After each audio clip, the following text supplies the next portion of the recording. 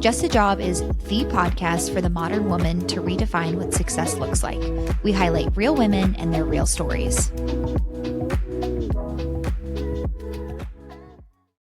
Hey, everybody. Welcome back to another episode of Just a Job. It's Ellen and Sarah live from our hotel room in New York City. I'm holding the microphone. We're joking about being newscasters, and I really feel like one, particularly sitting on the floor. Might cut that part out. Hey, Sarah, how's it going? Hi. We're together. I feel like that's the biggest highlight, right? It's weird. Yeah. It's nicer seeing you through a screen. But I guess I can kind of do it as like. I know. We're not even looking at each other. I know. Hi. We're here to do a one-on-one to do a review of the. Did we talk about it previously? A little bit, but okay. We're in New York for the Female Founders World event, conference, community building event. It was at the Pier 17, which is kind of in the Fide area. A bunch of hosts, panelists. We got goodie bags. So we're going to do a little review. Okay. The event. It was shorter than ones that we've been to previously. There were 4 panels. Started out with the founder of Female Founders World, Jasmine. The first one was about building community with your brand. Yes. There was a particular panelist who was all the way from Australia. She flew in from Australia and is also running the marathon in New York, which is actually insane. And she talked a lot about how she does community events for her brand, which I thought was very interesting. I think she was probably one of my favorites from there. Any specific takeaways from the community building event or panel? I think just the idea that people are craving in person as opposed to virtual events or like online shopping experiences. And so they talked a lot about doing outdoor activities that involved groups of people. So in particular, the Australian woman, her business, they did a run club, which like that won't be happening anytime soon for us. But I think that was definitely something that kind of spoke to us, especially like being that we're across country. If we could do something in person, that would be a lot of fun. And hopefully maybe that's a 2025 goal. We'll see. Yeah.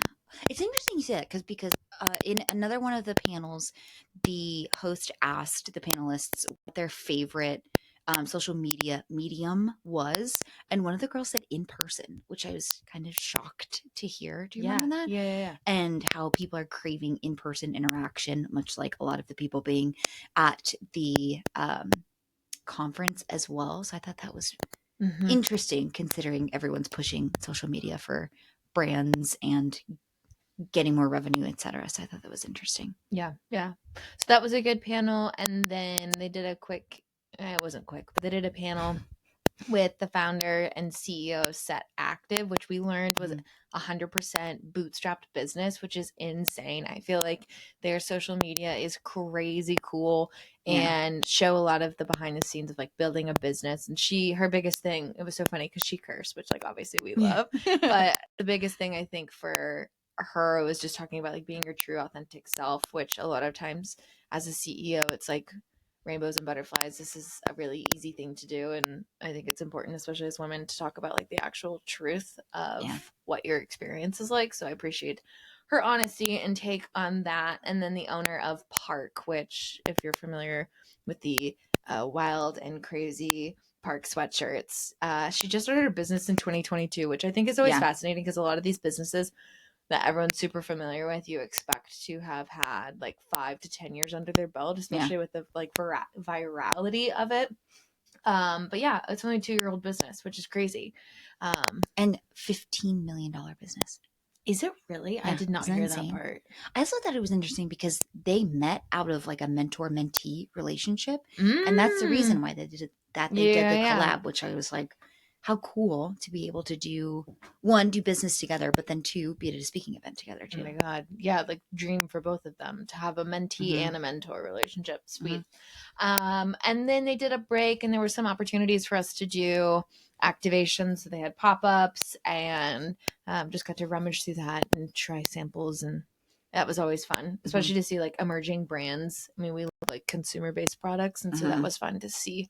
And then the next panel, there was the founder of Chill House, the nails, and then the founder of Gia, and then Lo Bosworth, who has a line. And that one was about, I don't even remember that one, honestly. I don't remember what the theme of the Agreed. panel was, but I do think it was interesting. They talked a lot about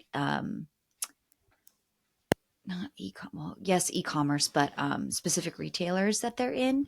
And obviously podcasting has nothing to do with retailers. So I just found that aspect fascinating. And we were talking about how Chill House is now on Amazon, which curious as to how that business model works as well.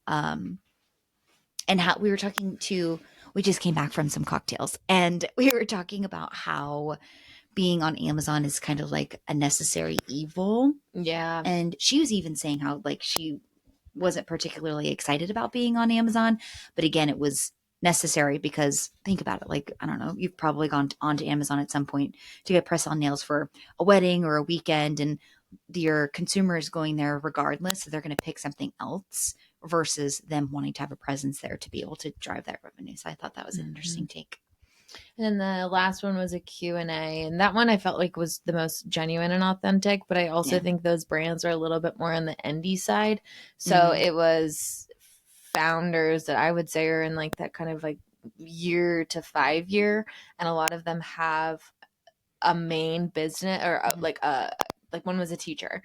And I liked that one because I just felt like it was a little, I don't know, like less rehearsed or like less staged. And it was a little bit more of like talking about the grit, which I appreciated because sometimes like love celebrities, but like celebrity brands are sometimes hard to get behind because it's like, is it the product that you're buying into or is it the brand that you're buying into? It's like a money grab. Yeah. Yeah. Like I can appreciate you capitalizing on your celebrity status, but like, are your vaginal gummies really that great? I don't know. But I don't know. I mean, I feel like it's always good to put yourself out there. And then we were able to like talk with a few women about the podcast and just hear ideas. And we made it a goal to try to get at least one person that we could maybe have on the podcast. So maybe stay tuned. This will potentially happen and we will upgrade ourselves from the room of our hotel floor. Maybe we can look back on this one day and laugh. Yeah, I We mean, will regardless. I mean, honestly, like on it kind of like maybe wrapping it up is like Alan and I went to Create and Cultivate 3 years ago, literally the same time of year with different reasons why we went, like solely, and then now we're doing something joint. So I think that's really cool that we were able to like share this together. That was really cool and very full circle because when we went to Create and Cultivate, had you launched Clearly? Yes, yeah, okay. Yeah. She was like early stages pitching people, and I had kind of like an idea of something that I wanted to do that ended up not doing, which was fine, but it was so cool to be able to be again around like-minded people and kind of bounce your ideas off of people. And so it is, very full circle that we're able to now be together. Yeah. And it felt kind of funny. Like, I don't know if you noticed this at some points too, but when they were like, "Oh, what do you do?" And I was like, we would look at each other to be like, "Go ahead." Hold on. I need to get my microphone. I was like, because we interrupt each other all the time, and I'm like, "Damn it, we need to not do that." But then this time you were like, "Please." I know we need to have like the in basketball, like with the possession. We need to have a tell, like an ear tug or like I'll point at you by itching my nose, be like, "Okay, your turn." Yeah, go ahead. Yeah. It's different. Well, also we like never do this in person. We like Ellen and I will have conversations about the podcast in our own worlds, but we've never done it together. But it's super cool, and I mean, comes at a good time as we kind of start to wrap up 2024 and see what 2025 has in place for us. And it's always been a goal for both of us. I mean, we talked about it on the panel, but it's a goal for us to eventually have a similar event where it's focused on conversations about women and their careers and be able to have more conversations around it. So we'll see. And it was kind of nice too, from like a fourth wall almost perspective, to be like, okay, if we did this, what would we do? Where would we change things? Where would we add things? That kind of thing. So it was nice to be able to look at it from that lens. It's almost like planning a wedding, where you go to everyone else's weddings and like, I like this and not this, and then you're able to implement what you do and don't like. So it was cool from that perspective too. Then one of the last panels was the woman who founded the Beauty Blender, which was so fascinating because again, it's how did she phrase it? She created her own industry, really. It is the sole, she created a product that previously didn't really exist. And then it's they called it the SKUs. I was like, ooh, we're getting into the nomenclature here. Yeah. The one SKU that she has. And we did some research on the side as well. And she brings in $200 million annually bootstrapped on a sponge. Which is nuts. I'm telling you, there's like literally nothing you can't make money on. But when she was like, yeah, this one product, and we're like, holy crap. But I appreciated that she talked about the grit aspect of it, because we talk a lot about too how like previous panelists or even podcasts that we listen to that are, you know, these very successful women that are so difficult to relate to in terms of like, oh, you know, I had success the whole way through, or, you know, I'm at the place where I have a multi-million-dollar business, which is fabulous, but not our situation. And she was talking about how when she was trying to find a manufacturer to like create truly her like MVP product, she couldn't find it. And she was like tracking people down and calling people and really pitching herself to try and get someone to do it. And I was like, okay, I can appreciate that. Yeah. Grit aspect versus, and she was so humble too, which I was pleasantly surprised. And she like moved her whole life for this. Because that's the thing. You have to look at these founders and these really successful CEOs, like I was talking about, with like a low boss worth. And it's like, I can appreciate that you're continuing to pursue this and that it's really like a business that you want and you care about your product, but to have more of that like common folk approach where it's like, I was a makeup artist and I just had a need for this and stuck with it for 20 years. Yeah. You know, which is nuts. Yeah. And then Jordan also came with us. Big shout out to Jordan. We joked that she was our social media /agent, which was perfect. And during the Beauty Blender panel, I leaned over and I was like, I feel like an imposter because I'm one of those people that has not the real Beauty Blender. I have the dupe. And then she talked about how this concept of dupe culture and why it's important right now. And then she called any other companies that make a fake of the Beauty Blender her fans. And I thought that was a hilarious way to approach it, because I'm sure like it's a gut punch, you know, but also very flattering, but also frustrating. And she calls them her fans, which I thought was hysterical. I mean, I don't know. The realistic me is like, it's a sponge. Literally, it's a round. Right. Is that what she called it?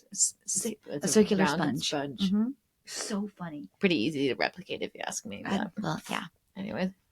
But all in all, a good experience. We got to travel and there's life experiences that come with that. And we got bagels and coffee and we got navigated the subway. Yeah. It was very nice. And I'm glad that we went. It was a really good experience. And I think now it's like riding the high of like, oh my gosh, we're talking about all these fun things you want to go do and try this and reach out to this person, yada, yada. So I think it gave us some really good ideas, and hopefully you'll see some fun stuff. Yeah, I only got all the behind the scenes. Kind of. I tried. I gave it my best, but it was really nice. The venue was gorgeous. Meeting people was very nice. The panelists were great. So overall, wonderful experience. I kind of wish it was longer. Agreed. I thought by the end of I was tired. Yeah. But for what reason? I don't know. Well, we've done a lot of walking, so. Yeah. So. That's my excuse for being tired. We walked a lot. Well, that pretty much wraps it. Any parting thoughts? No, I'm proud of us for going. Too. And working on our pitch, our in live. Oh my God. Like real live in-person pitch. Yeah. Because it's different when you're like speaking to or messaging or sending a text or something. Like doing it live is kind of like, oh shit. Like legit elevator pitch. You're like, okay, 30 seconds. Yeah. Not even. Mm-hmm. But honestly, some of the founders didn't even have like a nailed down elevator pitch of their business. And they've been running it for 5 years. So. Exactly.